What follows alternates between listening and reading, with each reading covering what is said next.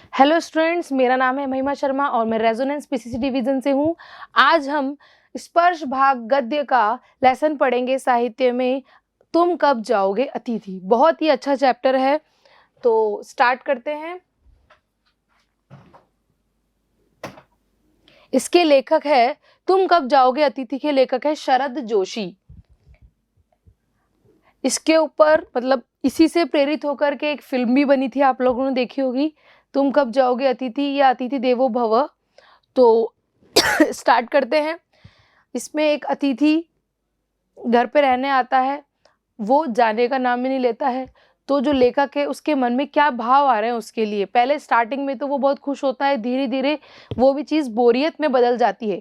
कोई भी हमारे घर ज़्यादा दिन के लिए रहने आता है तो हमारे घर में वो वातावरण जो पहले होता था वो वैसा नहीं हो पाता है। तो इसी से प्रेरित होकर के लेसन है।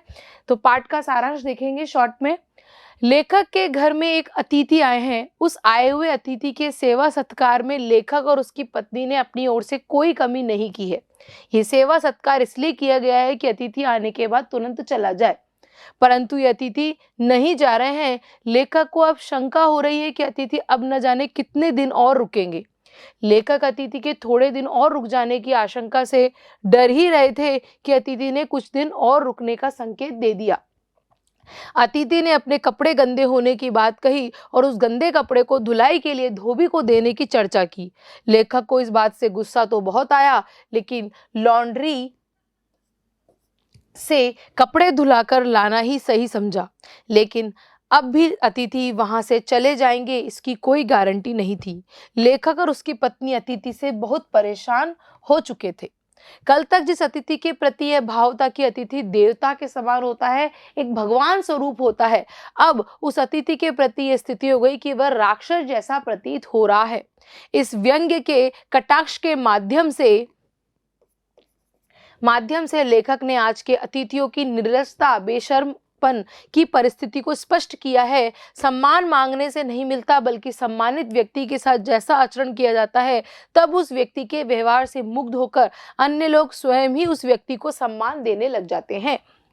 लेखक ने यह भी दिखाया है कि थोड़े दिन के लिए आए अतिथि शानदार स्वागत के भागीदार होते हैं, लेकिन अत्यधिक समय के लिए आए अतिथि के आतिथ्य का, सत्कार का, सुख भोग करने का जितना इरादा होता है, वैसे अतिथि का मेजबान द्वारा आदर सम्मान नहीं होता है।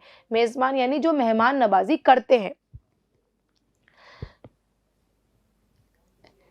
लेखक ने एक और बात बताई है कि दूसरों के घर में रहकर आदर सत्कार प्राप्त करना सभी को अच्छा लगता है। इसका मतलब यह नहीं कि सब लोग अपना घर छोड़कर दूसरों के घर में ही रहना शुरू कर दे।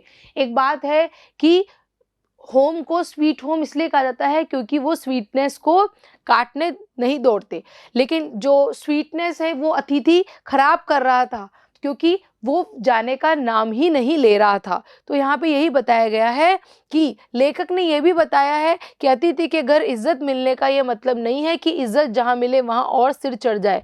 इज्जत कभी भी मांगने से प्राप्त नहीं होती है। यदि अतिथि को बिना मांगे इज्जत चाहिए तो उन्हें यह सावधानी बरतनी चाहिए कि थोड़े ही समय में किसी के घर का दरवाजा छोड़ दे। ठीक है। अतिथि द्वारा फूहड़ आचरण, बेकार आचरण किए जाने का गलत परिणाम एक दिन यह भी हो सकता है कि मेजबान द्वारा उन्हें गेट आउट भी कहा जा सकता है। यह व्यंग्य रचना नहीं, सही मायने में मेहमान और मेजबान की संयुक्त आचार संहिता है। यानी उन दोनों का रिश्ता जब तक ही अच्छा रह सकता है जब तक मेजबान मेजबानी करे और जो मेहमान है वो ये समझे कि हमें थोड़े टाइम के लिए रहना है। लेकिन जब वो जो मेहमान है वो ज़्यादा समय के लिए रुकता है तो मेहमान और मेज़बान की जो एक अनुशासन होता है या जो दोनों के अंदर में एक डिसिप्लिन होता है वो ख़त्म होना स्टार्ट हो जाता है, क्योंकि मेहमान से मेज़बान परेशान होने लग जाते हैं। तो इससे संबंधित अब कुछ क्वेश्चंस हैं वो हम देखेंगे। पहले एक दो पंक्ति वाले देखेंगे। कैलेंडर की तारीखें किस तरह फड़फड़ा रही थी। तो कैलेंडर की तारीखें का मतलब है कि एक दिन बीत रहा था, 2 दिन बीत रहा था, 3 दिन बीत रहे थे, तो कितने दिन तक वो रहा। तो नर्मता यह अपनी सीमा से फड़फड़ा रही थी, मानो वह अतिथि को बता रही हो तुम यहाँ आ तो गए, अब 2-3 दिन और बीत चुके हैं। सत्कार की उष्मा समाप्त होने पर क्या हुआ, जब हमारे घर में कोई अतिथि आता है तो स्टार्टिंग में हम ये भी बना लेते हैं, वो भी बना लेते हैं, और अच्छा नहीं लगेगा 2 सब्जियां और बना लेते हैं, ये बना। तो स्टार्टिंग हमारी इससे होती है क्योंकि हम बहुत ज़्यादा उत्सुक होते हैं उसकी मेज़बानी करने के लिए। लेकिन जब वो ज़्यादा दिन तक रहता है तो हम भी सोच के ये हो जाते हैं कि आज यही बना लेते हैं। वैसे इस लेसन में हुआ कि पहले एक उच्च मध्यमी डिनर चालू हुआ, क्योंकि कोई मेहमान आता है तो हम इसी तरह का बिहेव करते हैं उसके साथ में, और उसके बाद वो खिचड़ी पर आ गया, यानी उसकी ऊष्मा, यानी सत्कार करने की ऊष्मा भी खत्म होने लग गई थी। सत्कार की ऊष्मा समाप्त होने पर लेखक उच्च मध्यम वर्गीय डिनर से खिचड़ी पर आ गया था। यदि इसके बाद भी अतिथि नहीं गया तो उसे उपवास तक जाना पड़ेगा कि अब तो आज उपवास है, आज कोई खाना नहीं बनेगा, ये सोचना हमें पड़ेगा।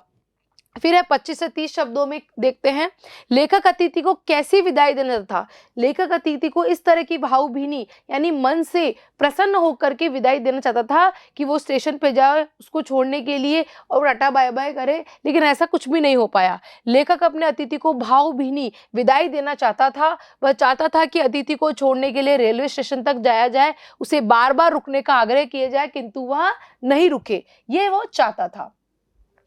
नेक्स्ट है 50 से 60 शब्दों में, कौन सा आघात अप्रत्याशित था और उसका लेखक पर क्या प्रभाव पड़ा। जैसे ही उसने कहा कि कपड़े लॉन्ड्री पे देने हैं तो वो एक आघात था, एक प्रहार था जो अप्रत्याशित था, जो पहले से नहीं पता था। तीसरे दिन मेहमान का ये कहना कि वह धोबी से कपड़े धुलवाना चाहता है, एक अप्रत्याशित आघात था। यह फरमाइश एक छोटी चोट के समान थी जिसकी लेखक ने आशा भी नहीं की थी। इस चोट का लेखक पर यह प्रभाव पड़ा कि वह अतिथि को राक्षस की तरह समझने लग गया। उसके मन में अतिथि के प्रति सम्मान की बजाय बोरियत, बोझिलता और तिरस्कार, अपमान की भावना आने लगी। वह चाहने लगा कि अतिथि इसी समय उसका घर छोड़ करके चला जाए। नेक्स्ट है, लेखक के व्यवहार में आधुनिक सभ्यता की कमियां झलकने लगती है। इससे आप कितना सहमत है स्पष्ट कीजिए। लेखक पहले तो घर आए अतिथि का गर्मजोशी से स्वागत कर रहा था, परंतु दूसरे दिन उसके व्यवहार में बदलाव आने लगा। यह बदलाव आधुनिक सभ्यता की कमियों का स्पष्ट लक्षण है। मैं इस बात से, यानी लेखक इस बात से पूर्णतः सहमत हूँ। लेखक जिस अतिथि को देवतुल्य समझता है वही अतिथि मनुष्य और कुछ अंशों में उसे राक्षस सा प्रतीत होने लग गया था। उसे अपनी सहनशीलता की समाप्ति दिखाई देने लगती थी कि अब वो ज्यादा पेशेंस नहीं रख सकता तथा अपना बजट खराब होने लगता है, जो आधुनिक सभ्यता की कमियों का स्पष्ट परिणाम है कि आज का हमारा जीवन इतना व्यस्त है कि हम ज्यादा किसी को घर पर इतना आवभगत नहीं कर सकते, क्योंकि घर की जिम्मेदारियां भी इतनी होती है। नेक्स्ट है, दूसरे दिन अतिथि के न जाने पर लेखक उसकी पत्नी का व्यवहार किस तरह बदलने लगा। लेखक के घर जब अतिथि आता है तो वो मुस्कुराकर गले लगकर काम करते हैं, उसका स्वागत करते हैं। उसकी पत्नी भी सादर नमस्ते करती है, भोजन के बजाय अच्छा डिनर बनाती है, उसके तरह तरह के विषयों पर बातें चीतें करते हैं, हर तरह के टॉपिक्स पे बातें होती हैं, सौहार्द प्रकट करते हैं, मन से प्रसन्नता प्रकट करते हैं। परंतु तीसरे दिन उसकी पत्नी खिचड़ी बनाने की बात कहने लगती है। लेखक भी बातों के विषय में समाप्ति होकर के बोरियत महसूस करता। हर विषय पर चर्चा होने के बाद अब उनके पास कोई टॉपिक भी नहीं बचता है बात करने का, तो अब जीवन में बोरियत, बोझिलता आने लगती है। अंत में उन्हें अतिथि देवता का मनुष्य और कुछ शब्दों में तो राक्षस सा नजर आ रहा था कि एक बार तो राक्षस भी चला जाए, लेकिन ये तो जाने का नाम ही नहीं ले रहा है। ठीक है, घर की होम को जो स्वीट होम कहते हैं उसकी स्वीटनेस भी खराब करने लगा था। ठीक है, अपने बिस्तरों को गोल नहीं कर रहा था। इसका मतलब कि जाने का नाम, अपने बिस्तर गोल करना मतलब कि जाने का नाम ही नहीं ले रहा था, अपने पैकिंग ही नहीं कर रहा था जाने की। तो इस तरह से वो उसको जाने का हर तरह का प्रयास करते हैं, लेकिन वो उसकी आवभगत स्टार्टिंग में बहुत अच्छी करते हैं, बाद में उन्हें खुद को फील होने लग जाता है कि अब तो जाना ही ठीक रहेगा, ये क्यों नहीं जा रहे हैं, ये तो आकर टिक ही गए हैं। इस तरह के भाव दोनों पति पत्नी सोचते हैं, रखते हैं। ठीक है, तो ये हमारा शॉर्ट में पार्ट सारांश था और कुछ क्वेश्चन आंसर्स हैं। तो आशा करती हूँ आपको ये क्वेश्चन आंसर्स और लेसन समझ में आया होगा। Thank you very much and all the best.